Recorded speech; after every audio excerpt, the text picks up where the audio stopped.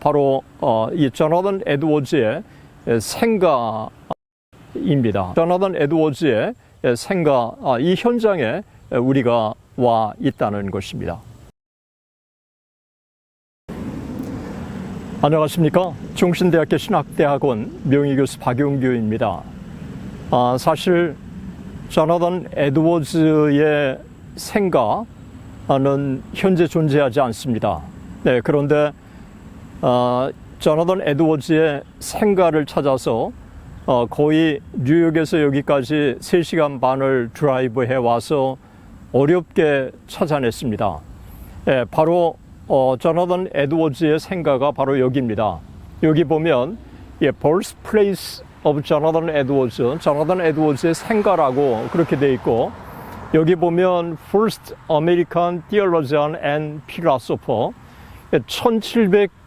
1703년에 태어난 최초의 미국 신학자요, 그 다음에 철학자라고 그렇게 언급되어 있습니다. 그 다음에 he graduated from Yale at age 17, 17살에 예일 대학을 졸업하고, 그 다음에 예일의 튜터를 지내고, 그 다음에 또 이 스톡브리지의 미셔너리를 지내고, 1758년에 프린스턴 대학의 총장으로 부임해서 불과 몇 개월 만에 세상을 떠난 바로 이 조나단 에드워즈의 생가입니다. 조나단 에드워즈는 미국에 너무도 많은 족적을 남겼습니다. 조나단 에드워즈가 남긴 신학적인 족적, 그리고 또 부흥운동의 주역으로 쓰임받았던 그 모든 흔적들, 그리고 조나단 에드워즈가 후대에 신학적인 영향을 미친 것은 너무 지대합니다. 바로 여기 조나단 에드워즈 생가, 이 기념 팻말은 1976년, 그러니까 미국 독립 200주년을 맞아가지고 이 팻말을 세운 겁니다. 그것은 여기 보면 his grandson, 아론 보 became third vice president of the United States라고 돼 있어요. 그러니까 그 후손 가운데 바로 3대 미국의 부통령이 나온 곳입니다. 그래서 여기에 200주년을 맞아가지고 표지판을 세운 겁니다. 조나단 에드워즈가 미국에 미친 영향은 단순하게 신학적인 영향만 미친 게 아니라 철학적으로도, 그리고 무엇보다도 정치적으로도 상당히 중요한 역할을 했습니다. 1차 대각성 운동이 1734년에서 36년, 1740년에서 42년 이 동안에 엄청나게 놀랍게 뉴 잉글랜드에 확산됩니다. 불과 그로부터 30년 만에 미국의 독립을 맞는 것입니다.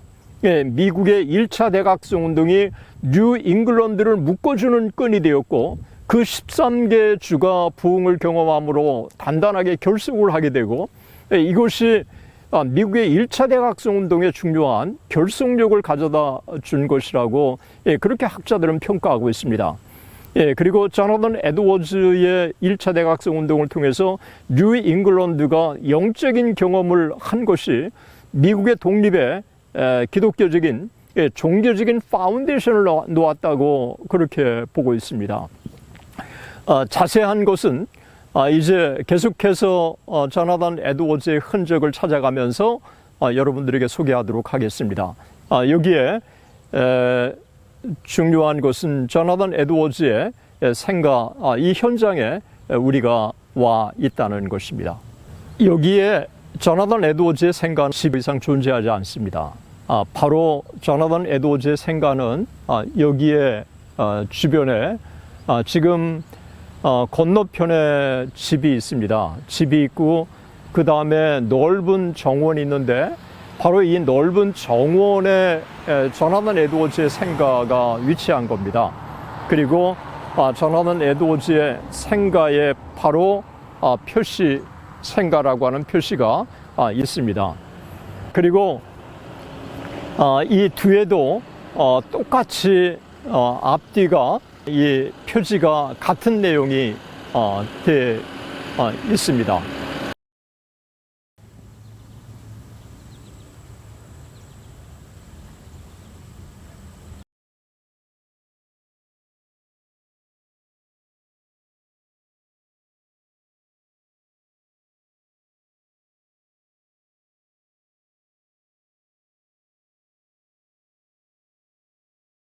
이 장소는 정말 역사적인 장소입니다.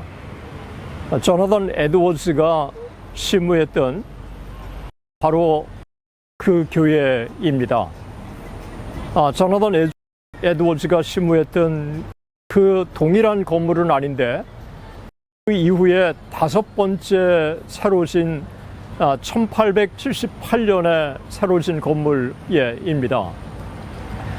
조나단 에드워즈는 1734년에서 36년, 1740년에서 42년 1차 대각성 운동에 결정적인 역할을 한 인물이죠.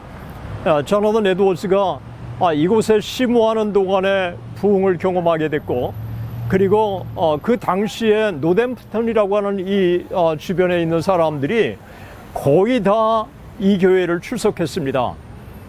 그래서 부흥운동을 경험한 이 조나단 에드워즈가 자기의 경험을 진솔하게 다 글로 남긴 게 놀라운 회심의 이야기입니다.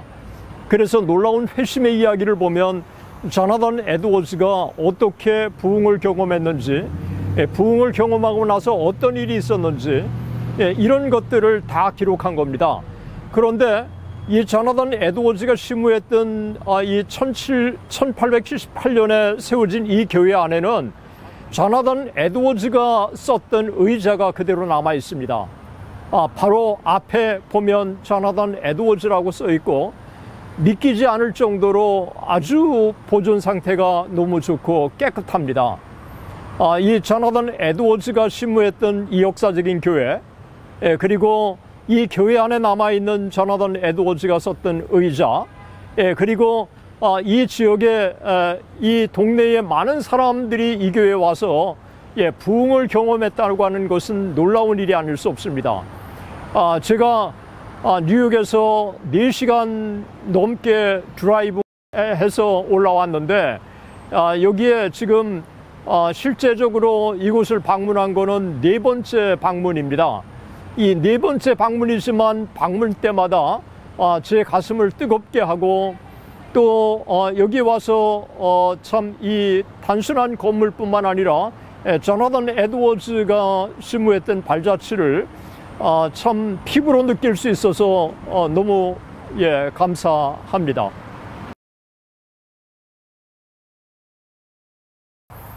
노댐프턴에는 조나단 에드워즈가 심무했던 교회가 있을 뿐만 아니고 조나단 에드워즈의 할아버지의 그 흔적들이 많이 남아 있습니다. 조나단 에드워즈의 할아버지 솔로몬 스토닷의 생가가 아직도 이제 살았던 그 집이 아직도 남아 있고, 아직도 살았던 집이 남아 있고, 그 다음에 솔로몬 스토닷의 무덤이 있습니다. 그 솔로몬 스토닷이 1729년에 세상을 떠났는데, 1729년에 세상을 떠났을 때에 바로 묻혀 있는 무덤이 바로 여기 있습니다. 다른 무덤과는 달리 참 이곳이 어떻게 보면 찾기가 쉽지는 않지만, 뒤에 소나무가 있고, 그 다음에 또 3개의 특별하게 보면 무덤이 참 이 덮개가 있는 식으로 그렇게 3개가 있어서 눈에 띕니다. 여기가 바로 솔로몬 스토닷, 조나단 에드워즈의 외할아버지가 묻혀 있는 곳이고, 조나단 외할아버지는 왜 그렇게 중요하고 유명하냐 하면, 하버드 대학을 졸업하고 노댐프턴 교회에 부임해서 노댐프턴 교회의 영적인 각성 운동에 중요한 역할을 한 인물입니다. 예, 그리고 halfway covenant라고 그래가지고 어떻게 보면 부모가 세례를 받았으면 자식들도 성찬에 참여할 수 있도록 하자고 그렇게 주장합니다. 그리고 솔로몬 스토닷은 성찬을 회심의 수단으로 여긴 것입니다. 성찬을 신앙을 고백한 사람이 성찬을 참여하도록 그렇게 하는 게 청교도의 전통이었는데, 그런데 솔로몬 스토닷은 오히려 성찬에 참여하게 함으로써 회심을 하도록 그렇게 참 새롭게 주장한 인물이 솔로몬 스토닷이라고 할 수 있습니다. 여기 솔로몬 스토닷의 무덤 앞에 저희들이 와 있습니다. 솔로몬 스토닷이 묻혀 있는 무덤 가까이에 데이빗 브레이너드의 무덤이 있습니다. 바로 이 바닥에 누워 있어서 잘 눈에 띄지 않는 곳이지만 데이빗 브레이너드의 이 무덤은 상당히 중요한 의미가 있습니다. 데이빗 브레이너드는 인디안 선교의 진정한 개척자라고 할 수 있습니다. 1차 대각성 운동이 사실 그 미국인들에게만 임한 것이 아니라 인디안들에게도 임한 대표적인 케이스가 바로 데이빗 브레이너드라고 할 수 있습니다. 이 데이빗 브레이너드는 상당히 그 인디안 선교를 개척하면서 그가 인디안들에게 놀라운 영적인 도전을 줬던 것 중에 하나는 정말 그는 기도의 사람이었습니다. 그리고 말씀의 사람이었고 정말 하나님 앞에 눈물로 이 인디안 선교를 위해서 헌신적으로 섬겼던 분이죠. 그런데 그 데이빗 브레이너드의 설교를 통역하던 인디안이 그 통역자가 먼저 은혜를 받은 겁니다. 은혜를 받고 나서 데이빗 브레이너드의 일기에 보면 그 이후에 통역의 질이 달라졌다고 얘기를 합니다. 자기가 전하는 메시지를 너무 정확하게 인디언들에게 전하고, 그리고 메시지가 끝난 다음에는 자기가 나름대로 인디언들에게 새롭게 메시지를 전했다고 그렇게 얘기를 합니다. 그러니까 데이빗 브레이너드의 메시지를 정리하고 전달하고 그리고 소개하고, 이렇게 이 데이빗 브레이너드의 상당히 큰 도전을 준 것이라고 할 수 있습니다. 정말 데이빗 브레이너드는 인디안 선교의 진정한 개척자일 뿐만 아니고 그가 너무 헌신한 나머지 폐결핵으로 세상을 떠납니다. 그리고 쇠약해진 데이빗 브레이너드를 자기 집에 데리고 와서 요양을 한 사람이 바로 자나단 에드워즈입니다. 그래서 자나단 에드워즈가 데이빗 브레이너드의 모든 기록들을 잘 보존하였고, 그리고 데이빗 브레이너드의 전기를 바로 이 자나단 에드워즈가 씁니다. 자나단 에드워즈가 평생 어떤 사람의 전기를 쓰지 않는데 바로 데이빗 브레이너드의 전기를 쓴 겁니다. 그리고 데이빗 브레이너드의 결혼하지 않고 세상을 떠났지만 약혼자가 있었는데 바로 그 약혼자가 자나단 에드워즈의 딸이었습니다.